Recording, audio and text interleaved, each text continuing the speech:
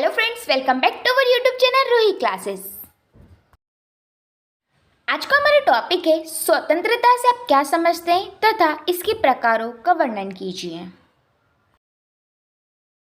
तो सबसे पहले तो हम देखेंगे कि इस वीडियो में हम कौन कौन से जो टॉपिक है कवर करने वाले हैं। तो सबसे पहले हम देखेंगे कि स्वतंत्रता जो उसका मतलब क्या होता है।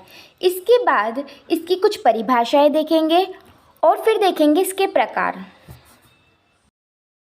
ज़्यादा देर ना करते हुए करते हैं वीडियो को स्टार्ट। लेकिन इससे पहले यदि आपने अभी तक हमारे चैनल को सब्सक्राइब नहीं किया है तो कर लीजिए, ताकि आपको आगे भी ऐसी यूज़फुल वीडियो मिलती रहे। हाँ, तो हमारा सबसे पहला पॉइंट है स्वतंत्रता से आप क्या समझते हैं। तो स्वतंत्रता जो है ये एक महत्वपूर्ण और गहरा शब्द है। इसका मतलब होता है आज़ादी या मुक्ति।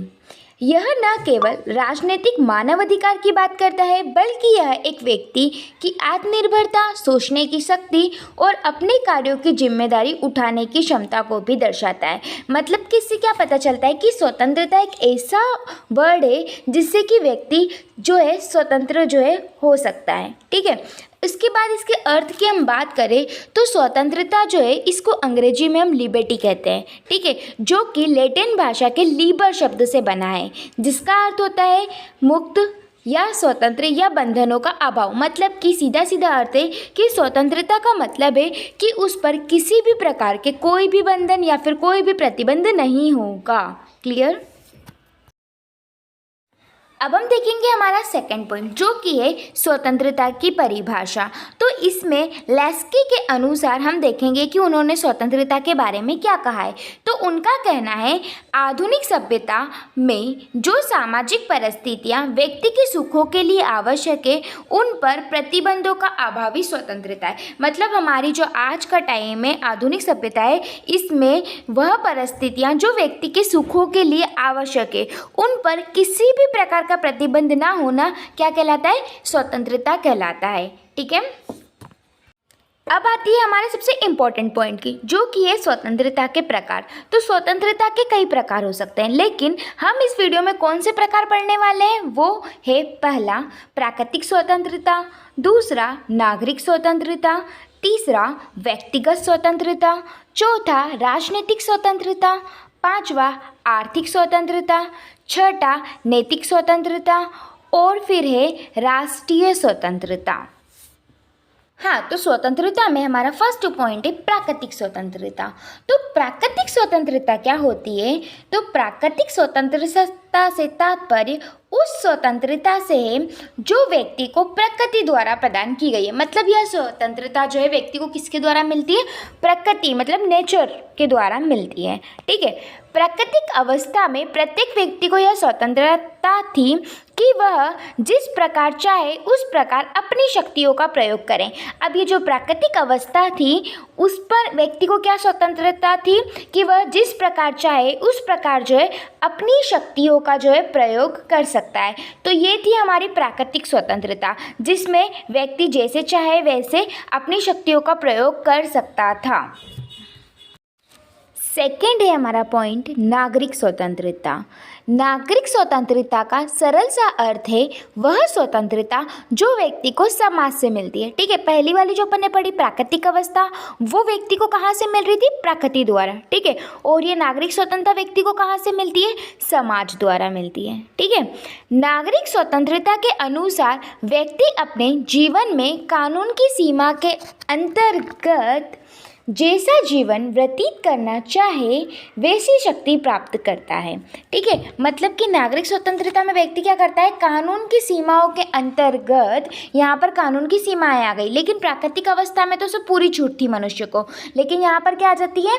यहाँ पर आ जाती है कानून की कुछ सीमाएं, और उन सीमाओं के अंतर्गत रहकर व्यक्ति जैसा जीवन व्यतीत करना चाहे कर सकता है। ठीक है, नागरिक स्वतंत्रता वह स्वतंत्रता है जो व्यक्ति को समाज और राज्य के सदस्य के रूप में प्राप्त होती है। मतलब कि ये स्वतंत्रता व्यक्ति को कब मिलेगी? जब वह व्यक्ति समाज या फिर राज्य का सदस्य हो, तो उसके रूप में जो है व्यक्ति को नागरिक स्वतंत्रता जो है प्राप्त होगी। अब आता है हमारा अगला पॉइंट, जो कि है व्यक्तिगत स्वतंत्रता। व्यक्तिगत स्वतंत्रता का मतलब क्या होता है?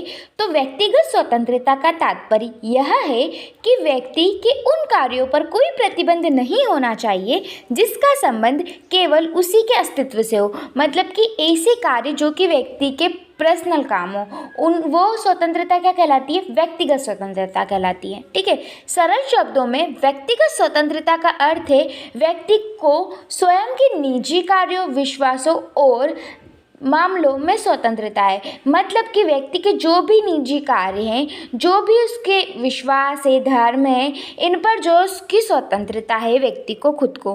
ठीक है, उदाहरण के लिए व्यक्ति के रहन सहन, धर्म, विश्वास, आभूषण, परिवार आदि के मामले में राज्य या किसी अन्य व्यक्ति द्वारा किसी भी प्रकार का हस्तक्षेप नहीं किया जाएगा। मतलब कि व्यक्ति को अपने जो काम है, पर्सनल काम, उसके लिए वो स्वतंत्र है, उस पर किसी का भी कोई प्रतिबंध नहीं होगा, या फिर वो राज्य या फिर कोई अन्य व्यक्ति। ठीक है, ये स्वतंत्रता क्या कहलाती है? व्यक्तिगत स्वतंत्रता कहलाती है। अगला पॉइंट है हमारा राजनीतिक स्वतंत्रता। राजनीतिक स्वतंत्रता क्या है?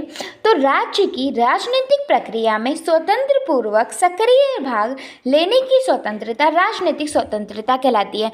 मतलब कि किसी भी राज्य में जो राजनीतिक गतिविधियां होती है उनमें भाग लेने की जो स्वतंत्रता है वह स्वतंत्रता क्या कहलाती है? राजनीतिक स्वतंत्रता जो है कहलाती है। ठीक है, नागरिकों की इस प्रकार की स्वतंत्रता केवल लोकतंत्रात्मक में ही संभव है, क्योंकि लोकतंत्र इस सिद्धांत पर आधारित है कि राज्य की शक्ति जनता की शक्ति है तथा राज्य का हित जनता का हित है। मतलब कि वो सक्रिय रूप से व्यक्ति जो है राजनीतिक स्वतंत्रता का प्रयोग तो कर सकता है, लेकिन इस स्वतंत्रता का वो प्रयोग कहाँ पर कर सकता है? जहाँ पर लोकतंत्र हो। ठीक है, क्योंकि लोकतंत्र का जो सिद्धांत है वो किस पर आधारित है कि राज्य की शक्ति जो है वो जनता की शक्ति होगी, और जो हित राज्य के हैं वही हित किसके होंगे? जनता के भी होंगे।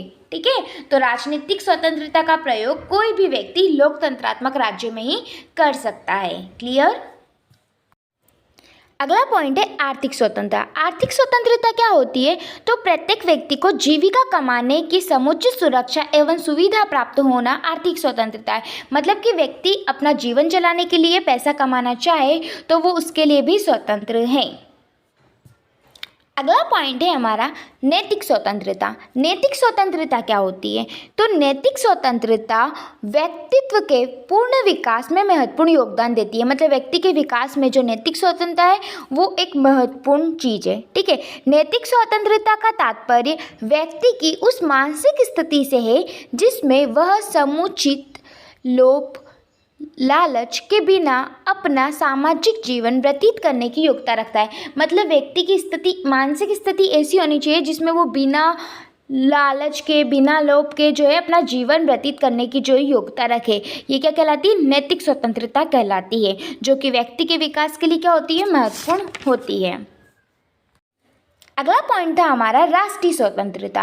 राष्ट्रीय स्वतंत्रता का तात्पर्य है कि कोई भी राष्ट्र अन्य किसी राष्ट्र के अधीन ना हो। मतलब कोई भी राष्ट्र जो है वो किसी राष्ट्र के अधीन ना हो, अर्थात प्रत्येक राष्ट्र जो है एक स्वतंत्र राज्य जो हो। ठीक है, प्रत्येक व्यक्ति की स्वतंत्रता के अधिकार की भांति ही प्रत्येक राष्ट्र को भी स्वतंत्र होने का अधिकार होना चाहिए। मतलब जैसे हर एक व्यक्ति स्वतंत्र रहता है वैसे हर एक राष्ट्र को भी जो है स्वतंत्र रहना चाहिए। ठीक है, और राष्ट्रों की स्वतंत्रता संबंधित इस व्यवस्था को राष्ट्रीय स्वतंत्रता कहा जाता है। और जिस प्रकार कोई भी राष्ट्र किसी दूसरे राष्ट्र के अधीन ना हो और स्वतंत्र रूप से कार्य करता है, वह स्वतंत्रता जो है क्या कहलाती है? राष्ट्र की राष्ट्रीय स्वतंत्रता जो है कहलाती है। क्लियर? हमारा जो टॉपिक था स्वतंत्रता से आप क्या समझते हैं और इसके प्रकारों का वर्णन कीजिए, वो यही खत्म होता है। हम मिलते हैं नेक्स्ट वीडियो में नेक्स्ट पॉइंट के संग। यदि आपको किसी भी टॉपिक में कोई भी डाउट हो तो आप कमेंट करके बता सकते हैं। Thanks for watching this video.